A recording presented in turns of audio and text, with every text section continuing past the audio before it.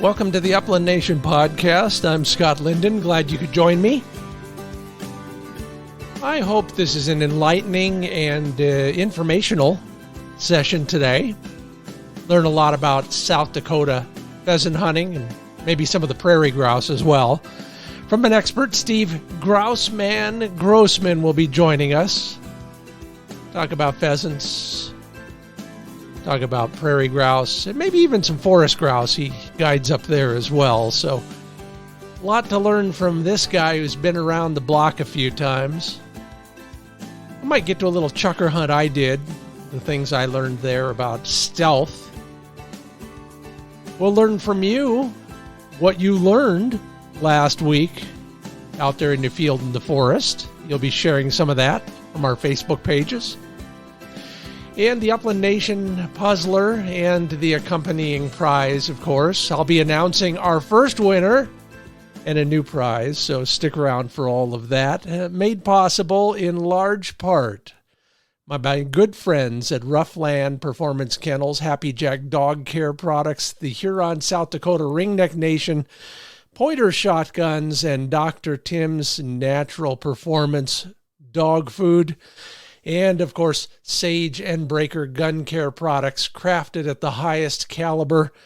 Fred Bohm is traveling the country, testing out all his products, of course, and experiencing, well, the nomad lifestyle for a while. So if you want to learn more about that and all of their great products, watch some of the incredible videos on how to do this stuff the right way. If you want to clean your gun, no matter what type of gun it is, Fred's got a video, Sage and Breaker.com. And we're still welcoming our newest sponsor, Pointer Shotguns. They're imported by the good folks in Reno, Nevada at Legacy Sports. Been working with them over the years for many, many different projects. They've got some pretty cool stuff coming out now. A full line of over and under and semi-automatic shotguns. Depending on what your needs are, where you are in your shotgunning career, they've got something for you. If you're upgrading, you're going to your first over and under, you got a kid that wants to start in this world, and then on top of everything else, they're now Cerakoting their guns in 3 different colors. It's pretty cool, and you will be the only guy in the hunt with the coolest golden gun or one of the other colors. Learn more at legacysports.com. Legacysports.com. Good. You know, I love talking with this guy, number one, because he knows so damn much. Number two, he's a great guy. Anybody who's ever worked with him as a client or in any other respect just speaks so highly of him. Welcoming back to the Upland Nation podcast, Steve Grousman. Steve, welcome back to the podcast. Hey, Scott. It's good to be with you. We were talking off mic just a moment ago about where you are in your season, and we'll get to that first because I'm breathing deep for you. You're, to a great degree, you're winding down along, and, I've guided a little bit. It's hard work, so I bet you're feeling pretty darn good about now. It is it's kind of like you can see the finish line, and it feels pretty good. We started September 3rd, and I'll finish up with the lion's share of all my guiding late next week, and maybe a trip or two yet in December, but for the most part, this will finish me up. You and not only do you guide a lot for that intense period, but you're doing it in 2 different states for 2 different birds, and then a few other bonus birds here and there. Let's work backwards in your season. You're currently in South Dakota. Give me the story on where you are, what the name of the place is, and what you've been up to there. Well, I'm out in the southwest of Pierre at a lodge working with a group of people for my last finishing up my pheasant hunts. And for the lion's share, most people don't come to me for pheasant. They come to me for sharp-tail and sharp-tail and prairie chickens out here on the prairie. Most of my guys, we run a very traditional style of bird hunt. So we're not in big groups, and we don't have buses or vans or anything that pick up hunters. It's 2 guns and a guide, and off we go. And so it's far more of a traditional type of a hunt. And it's great to see so many people still coming to South Dakota, and the pheasant numbers are good, even with the drought that came through this last summer. There's still good pheasant numbers. So it's great to see new people getting out into the field and enjoying the hunting and the outdoors, and even running dogs, and so many children and women getting out in the field. It's great to see. Well, we'll get to some of that because I'm a little bit curious. I've worked with and in South Dakota a lot over the years. But first, let's start on a real high point here. In the last week or two, besides talking with me, what's been the highlight of your week? The highlight in the week is seeing new hunters shoot a few birds and really get hooked on the whole sport and what it's all about. It's that, and it's learning how to hunt properly to begin with, how to be safe in the field with guns and gun management, and how you carry your gun when you do hunt together with dogs. So it's the old adage is you see plenty of clear blue sky between a low flying bird and a dog that's in the field, and so when you see people who are hunting their first year handle that and acknowledge what you and are a good student and acknowledge what you're explaining to them, and it all comes together, that's the high point. And it's great getting together with old clients and people. It's like a family reunion, for about a 90-day period, and that's always wonderful. But it's a great deal to be able to see someone new really get a grasp of the sport and enjoy it that way. You're a lot like me and a lot like my good friend Tom Fumarello, who was on a few weeks ago, and some of the other folks out there, including most of the leaders in the industry. I ask the same question, and they give me an answer like yours, which basically boils down to this. I've killed enough birds. I've walked enough miles. The thing that puts the hair on the back of my neck up is watching other people learn this stuff and helping them learn more about it. Is that a safe assumption for you as well? It is. About 6 years ago, I've been in this since 1979, and after all that period of time, I don't need to shoot another bird. I enjoy it, and I like eating game. There's no question about that. But I get more enjoyment anymore out of photographing the entire hunt. So I've kind of gone off the deep end and bought some nice camera gear with help of a lot of wonderful wildlife photographers and people that I've worked with over the years. And so they've kind of coached me and helped me, and I get more enjoyment out of photographing the hunt, because then I can give the whole disc drive to the hunters when the hunt is over, and they can take their whole hunt home with them. And I get more fun out of that. It's more exciting to me at the end of the day to see just what I capture on film. And so it's not about killing, that's for sure. You start the season out there. Well, wait a minute. I shouldn't assume that, because you're also a very well-known rough grouse and woodcock guide. So walk me through your season. That'll get me placed on the map in the right places, and then I'm going to ask you some more fundamental questions so that we can learn a little bit more from the master. Where do you start? Where do you go next? Where do you go next? And how many millions of miles do you put on your truck? Well, you know what? It's been a good truck, and I gotta love my 350 Super Duty. So he and I get along. And we go everywhere together. Oh, that's as well great. As the dogs that ride in some of my old hunters. They call it the slave ship, with my dog box on the back, and they take a picture of the dogs being loaded and back on the slave ship. But yeah. I start in September out here in South Dakota with shooting hunting sharptails and prairie chicken. And from there, I've got what's so great is, like I had mentioned, so many wonderful people and clients and guests and friends who hunted with me for years. They come out and hunt with both here in South Dakota and with me in Minnesota. So that's a great. It's a kind of like a reunion. It's a harvest in the fall, and so I'm out here in South Dakota until late September, and then I head back to Minnesota. And my son Travis has done a great job helping out and taking the slack up with some of the earlier grouse hunts in Minnesota while I'm still out west. And then I'm with him and our great staff through the rest of October in Minnesota. And then I come back out for a couple weeks in November, late October, early November in South Dakota, and that pretty well finishes me up. I bet it does. Finishes you up, wrings you out, and puts you back on the shelf, and you probably need that rest by then. So on behalf of all of us who've ever worked with a pro guide, we thank you for your hard work. And, you know, the other thing, and I'm just going to say it because you guys are way too humble for this.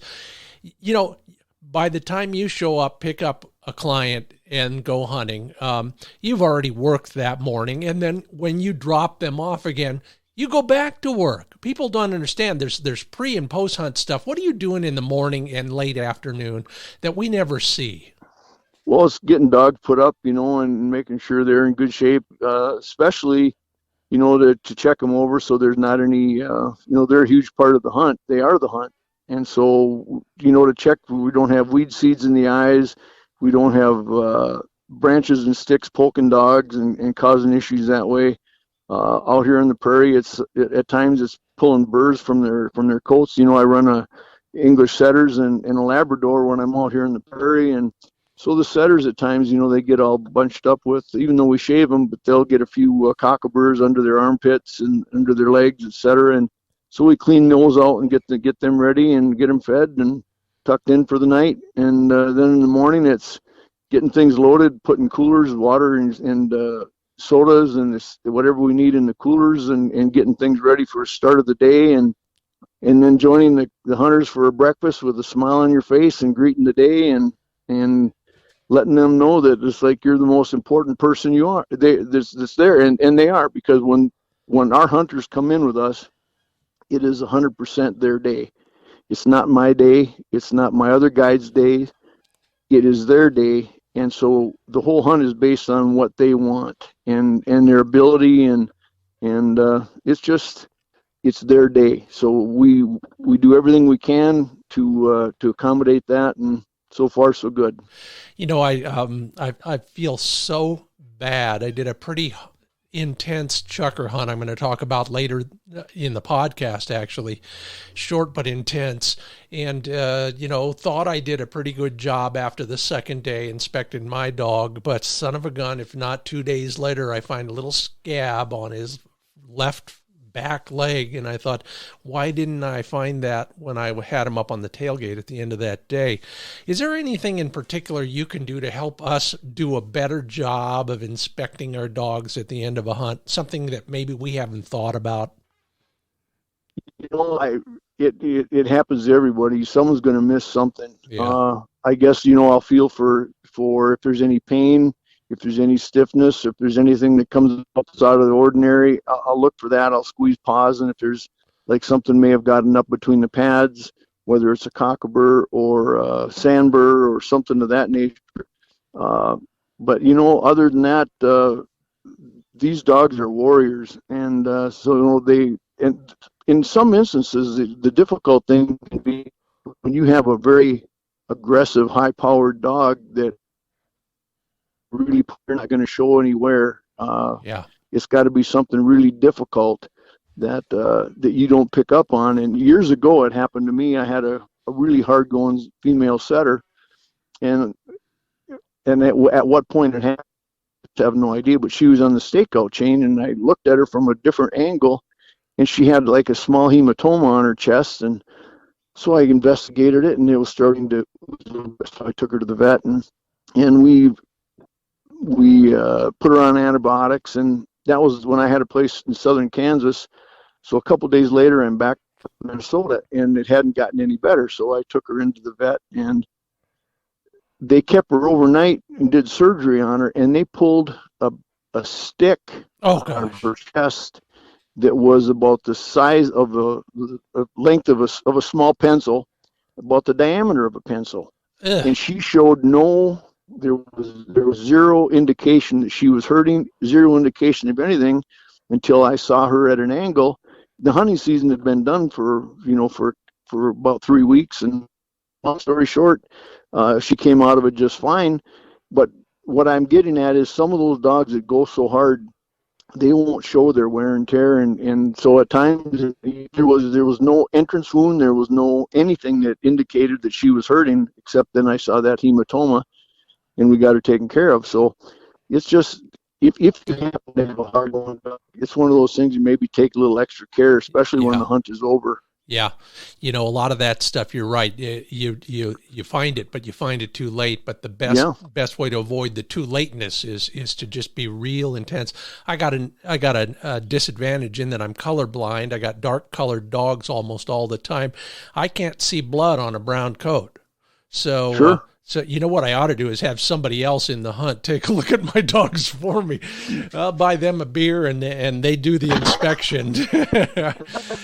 Whatever you help wherever, that would be the thing. You get the dog in the tailgate and just can you give me a little help and look some of this over for me, and so whatever works. Yeah.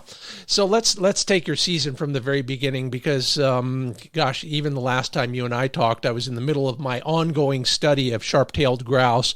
I've done a little bit more field work since you and I talked last, and I'm still intrigued with these birds. And number one, the country they're in, because it's way easier than chukar hunting. But beyond that, they're just mystifying to me in other ways. Have you, if you wanted to describe some of the kind of the tricky stuff that sharptails will do to you as a hunter, have you ever seen them do anything that surprises you? You know, yes and no. I mean, it does. The bird is typically going to be down in a draw or heavier draw. Cover's too heavy, and they like to be where they can see. And at times, about when we're crossing a low bottom, and you kind of let your guard down, all of a sudden you got birds going, and that can be. They don't read the books. We all have our understanding and methods of how we hunt them and what we're looking for, but we're playing on their turf and in their home areas, and they are where they are, and it's kind of an old cliche, but just where you're always on guard, you just never know a sharptail. I can tell you that we had a big drought out here in South Dakota. It was all summer, and Minnesota as well, both the Dakotas and the Midwest actually. But the sharptail really came through in good shape, and so we had a good fall. The most encouraging thing about it was we did not harvest an old bird at all, period. Wow. So everything we harvested were young birds of the year, young birds. So that's an incredible, it's a wonderful thing, because there's going to be a big bunch of birds going into the breeding season. If the winter's nice, it should be just another great year. Where, if you had to narrow it down to 2 or 3 kinds of habitat for a sharptail, what would you put on your list? Well, they like short prairie to begin with. That's one. And in that short prairie, if I can find rose hips, that's a go-to for me, along with buffalo berry, snowberry, and just pockets of maybe plum thickets and different things, which become a destination for those birds as they fly into the prairie to come to roost. Yeah, so plum thickets, buffalo berry, snowberry. The other funny part is I have found them, depending on what time of the season it is, looking for shade as much as anything. Has that been a phenomenon you've noticed as well? Absolutely, yeah. Whether it's a snowberry or buffalo berry or plum thickets, shade becomes a huge part of the thing, where sharptail don't like to be warm. Yeah. And so wherever they can get shade, if it gets to be that warm, what we would typically do is hunt, once we see birds in the morning coming off the roadsides getting grit, and they will start working their way back into the cover, we would hunt those edges in the morning. But by midday, if we were still hunting, then it was always something that gave us a little shade. Yes, without question. The other thing that I learned, luckily not the hard way last time I was out in Montana doing this, was you can walk through a field or through a swale or anything. It doesn't matter. You walk through it, you think you covered it well. Sometimes the smartest thing we did was turn around and go right back through it the other direction. Do you ever see them kind of acting like pheasants, kind of sneaking out behind you and things like that?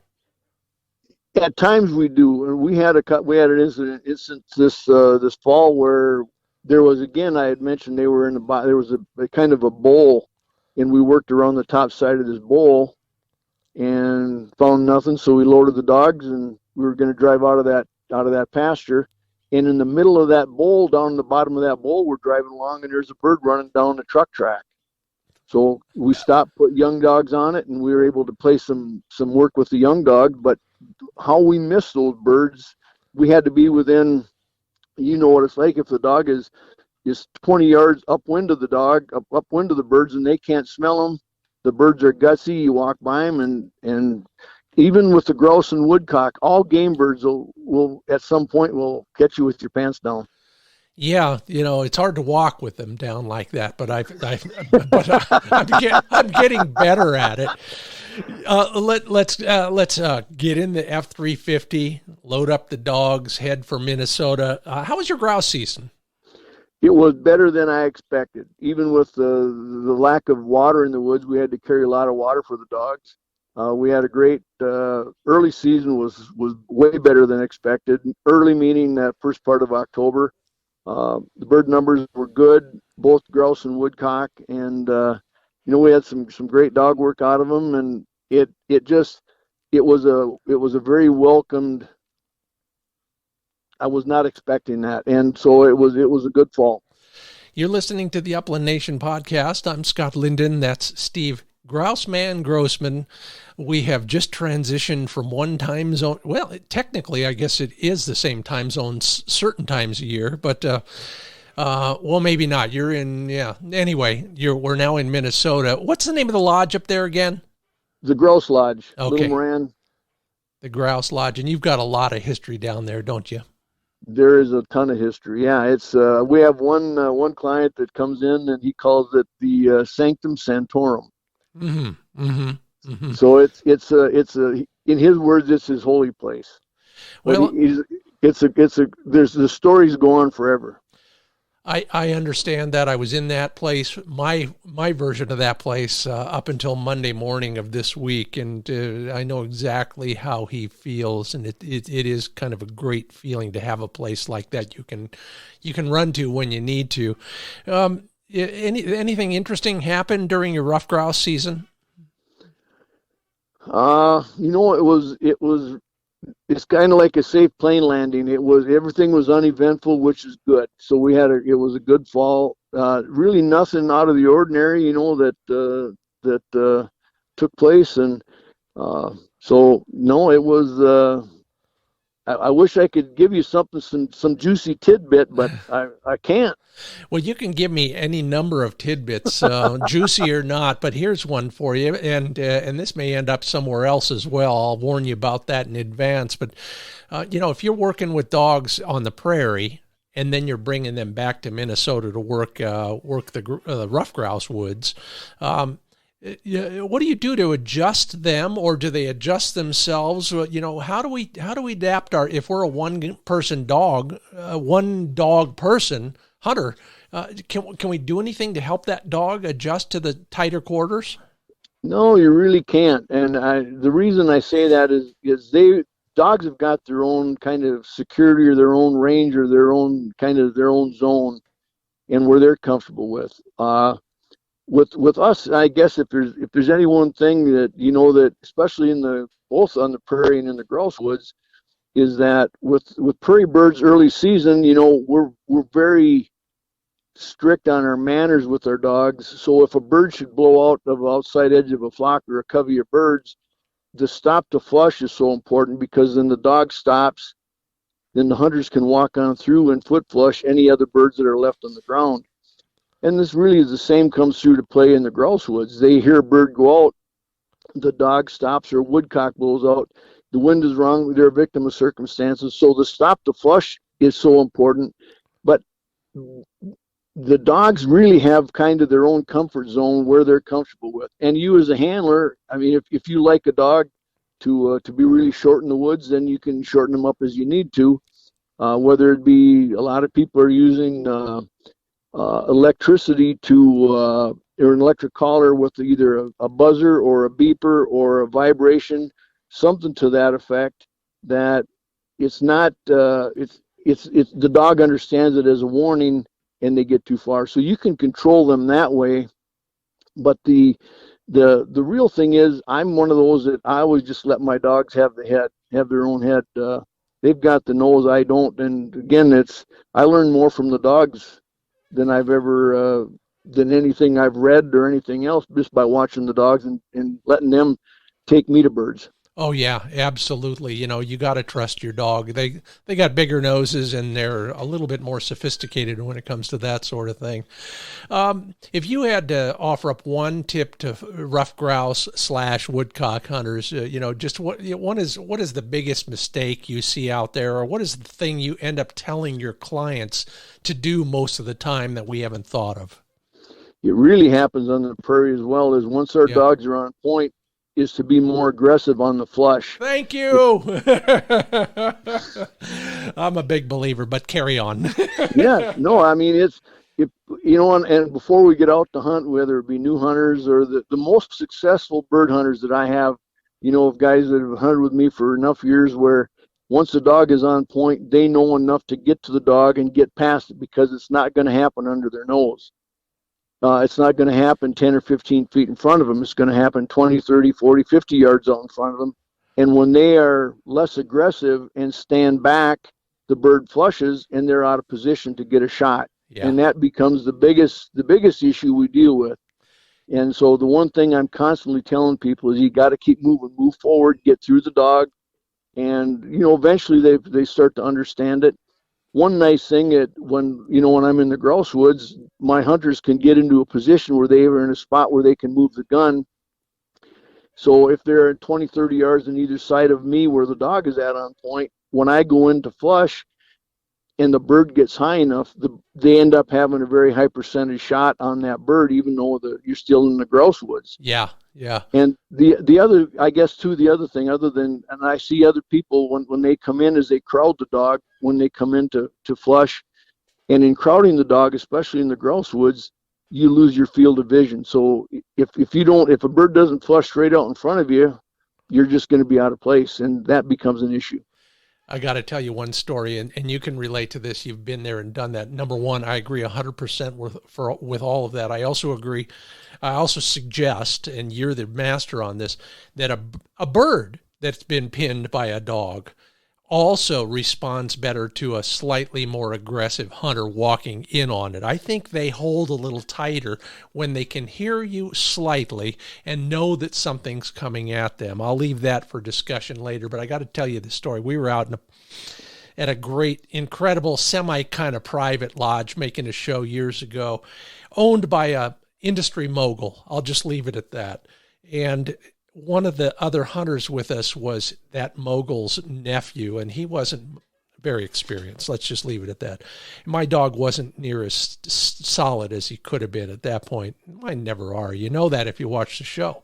But he finally slams a point. We're in open country, and the only hunter near my dog is this nephew, who minces and tiptoes and sneaks around and he's almost crawling on the ground. He wants to be so stealthy to get to this bird, but he's like 60 yards away when he starts this little process. And we're all yelling at him.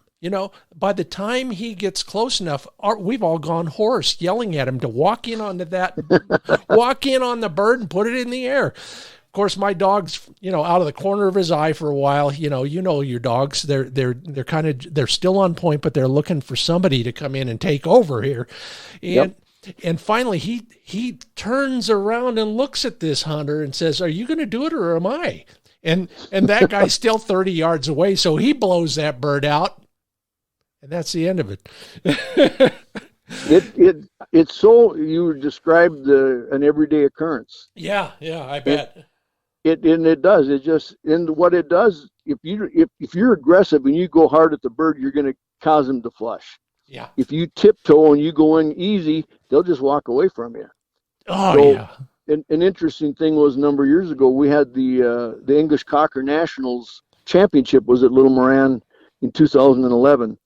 And so we always have wanted to have an English cocker hunt with our setters in the grouse woods, be able to get that bird in the air promptly.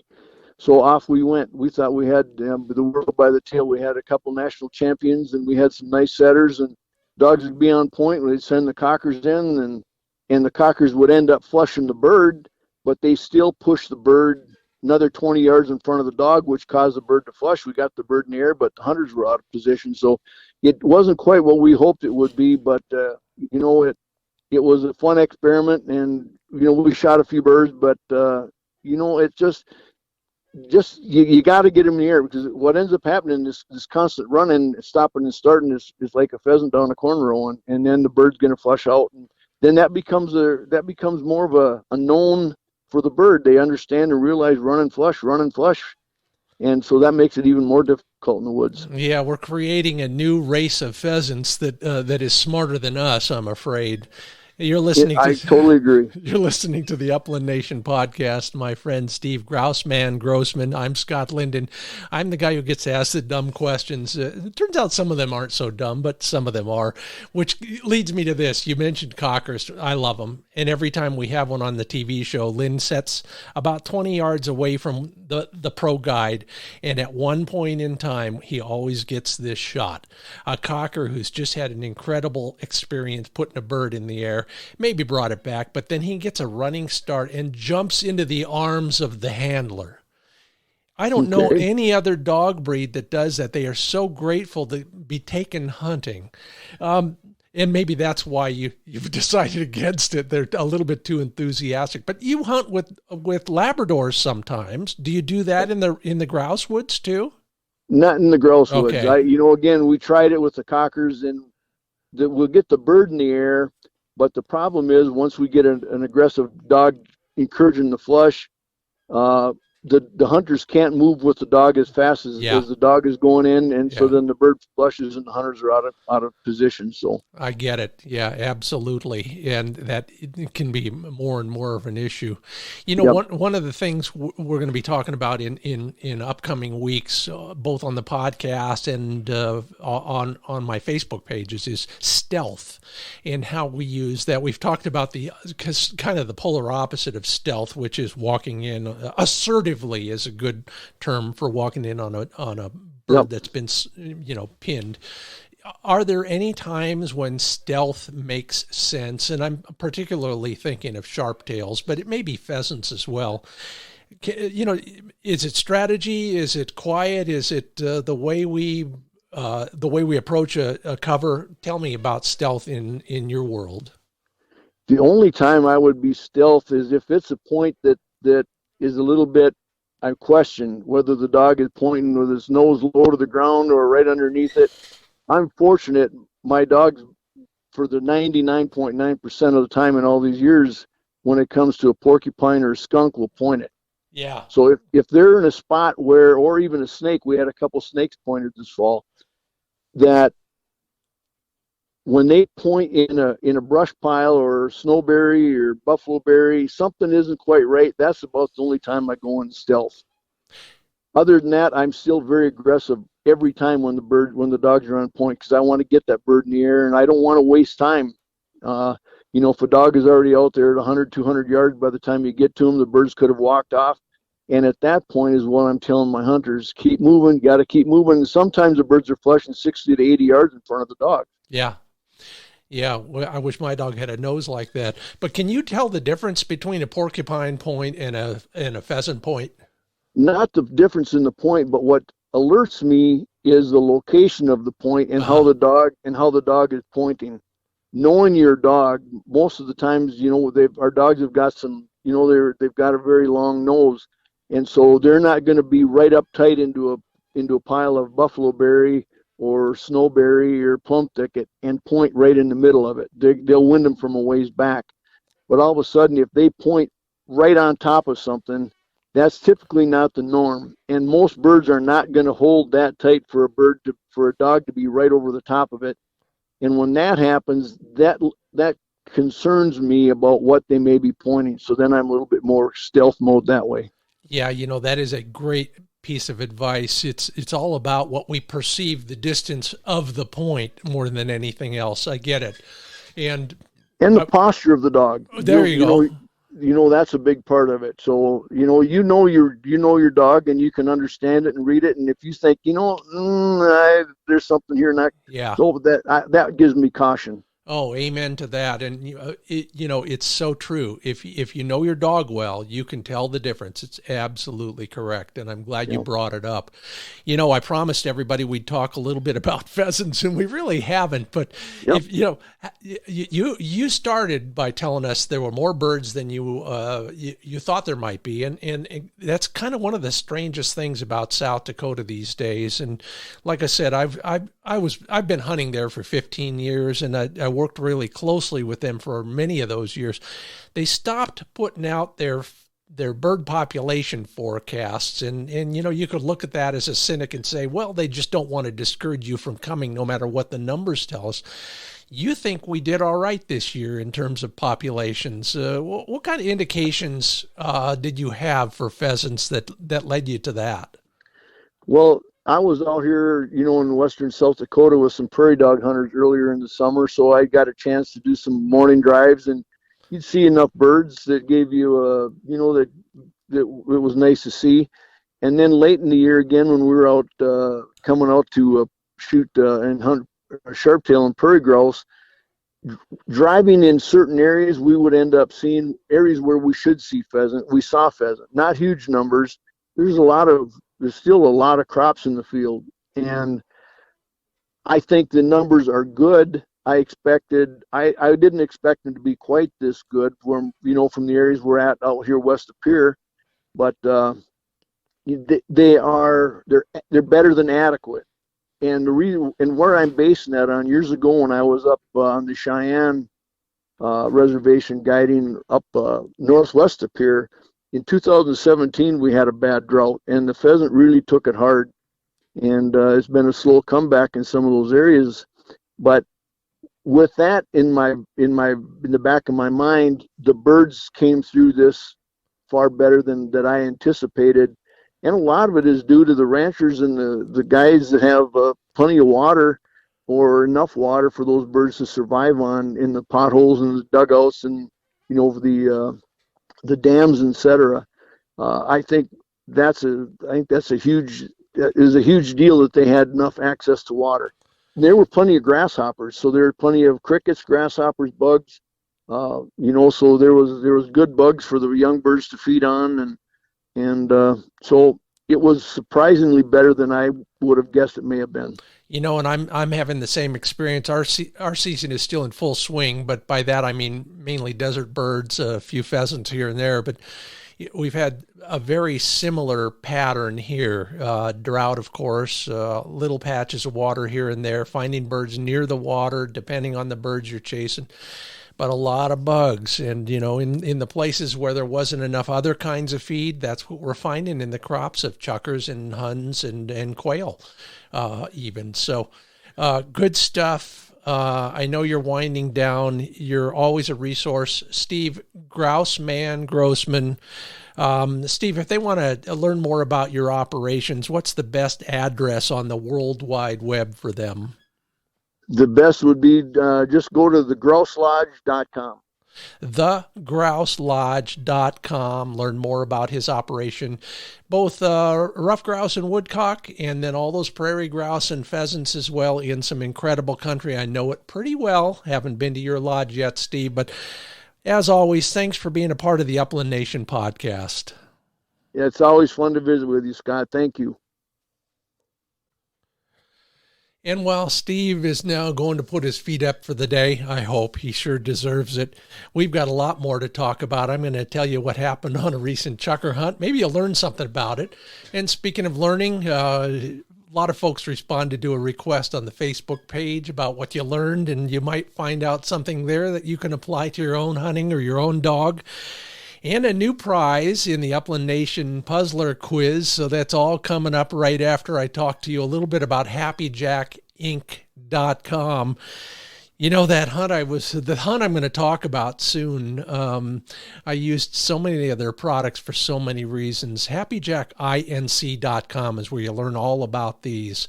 And let's see if I can do them in order. Pad coat. Put that on Flick's feet every morning before we hunted. I am convinced that it makes those pads more supple.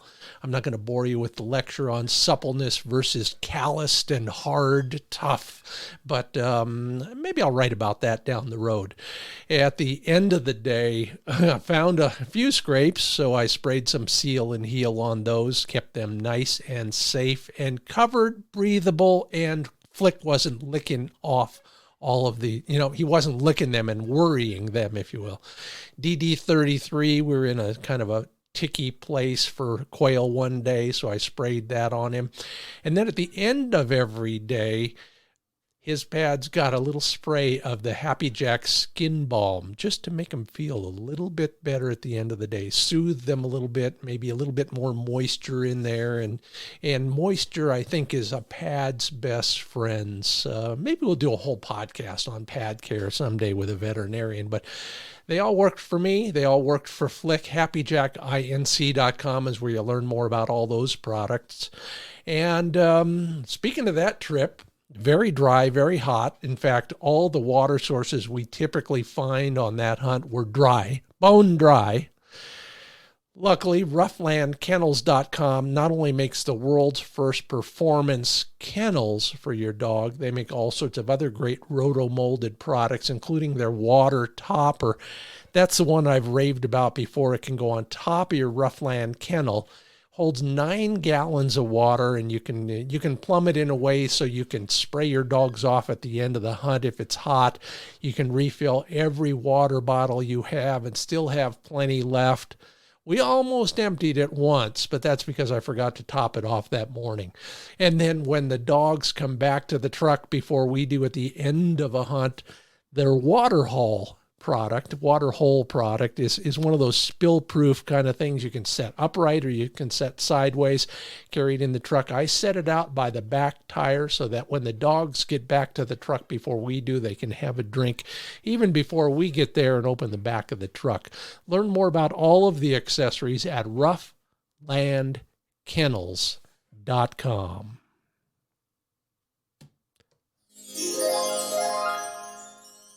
Now it's time to go on a short adventure. I hope you will join me for what I like to think was a heck of a time. Learn something as well. Maybe you will too. Good buddy Tom, told you about him in the past. We decided to look at some spots in an area I visit a lot, the Steens Mountains in southeast Oregon. One of the funny parts, though, is I have driven past this first place we went 25 years on the way to a fishing spot. I've never thought about it as a hunting spot for a bunch of reasons. The first is too many juniper trees. Second is it is the most daunting slope I've ever climbed.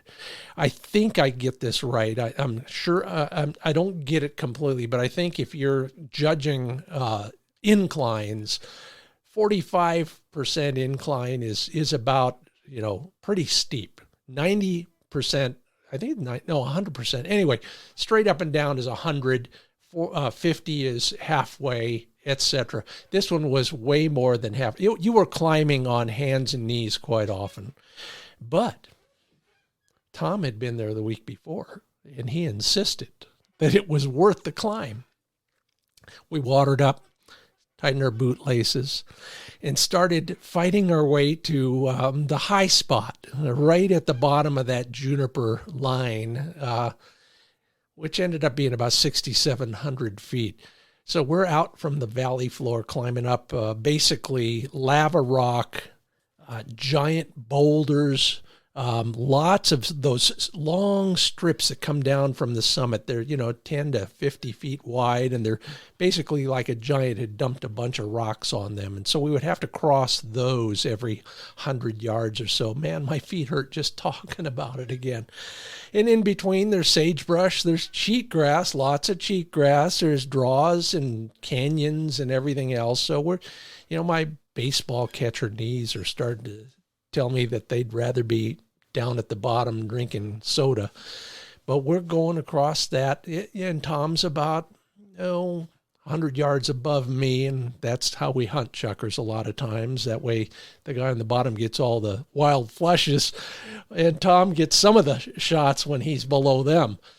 And the dogs are working well. And in fact, pretty soon there's Flick on a point, and he's pointing uphill. I'm looking at Tom, and this is the first time I finally figured out to shut the hell up while I'm doing this. I'm looking at Tom, and he's admiring the view, and he's watching his own dog, and I'm trying to get his attention without making any noise because we learned that the hard way earlier. So I'm waving, I'm taking my hat off, I'm waving. I don't have anything else I can do without spilling the beans, so I just cross my fingers and hope he gets it when I start moving with alacrity towards that pointing dog. And he is holding steady. These are birds that are notorious for, chukars, they're notorious for running out from under a point. Their self-defense mechanism is first, run, second, fly downhill, and third, flip you off as they're flying downhill. But that's another story. So Flick is just solid on these birds. And you can tell they're starting to move because he's kind of trembling. He's kind of looking around to see if he's going to get any reinforcements. Tom is still blithely walking up the hill, looking at his dog and admiring the view. Eventually he gets it. And I'm further up towards the birds, and he starts moving down towards it, which is when they get up. So 14, 15, 16 birds get in the air, and most of them go straight down the hill, right at me. Out of self-defense, I take a bead on one of those birds, pull the trigger. I look at Tom. He looks at me. I'm about ready to say, "Good shot, Tom." And he's saying to me, "Good shot, Scott." Of all those birds, we both shot at the same one. Well, it's happened before. It'll happen again. I got a great retrieve from Flick. That bird came in handy later in the day when we whiffed on other birds, and Flick deserved a reward. So that bird did triple duty that day, and then 2 days later it became a fajita. And ole, thank you, chukars. Thank you, Tom, for showing me that spot. And I think that's why eventually we will start talking more about stealth. I know I asked Steve just a few minutes ago about it. We're going to do a whole talk on that at some point. In the meantime, we've got way more to talk about. It's coming up right after this. The Upland Nation Puzzler, a prize, a winner, and your answers to my question about what you learned recently. First, Dr. Tim's natural performance dog food is my go-to dog food. Flick looks like a rock star. He performs like one. I can't credit the food for the pads per se, but a great diet does all sorts of miraculous things for your dog's body and every part of that body. One of the most important things to look for is the ingredients, and you may not see enough of the information on the bag itself. So put it down, go to the website, find out what your dog food's ingredients look like. If on that ingredient list you find rendered fat, should be a red flag to you. Now, fat is critical to a dog. We all know that. It's the source of most energy, especially on a day-to-day, during the hunt basis. But you need the right kinds of fat. They need to be natural, and they need to be from a variety of marine and animal sources. Rendered fat, you know what rendering is. You cook it up, and then you scrape off the top. That's rendered fat. Now, if that's what they call it in your dog food, well, it could be anything from euthanized animals to roadkill and everything else in between. You want to put that in your dog's body? I didn't think so. Learn more about all the ingredients and where they came from at drtims.com. Hey, you get free delivery, 30% off your first order. Just use the code UplandNation at drtims.com.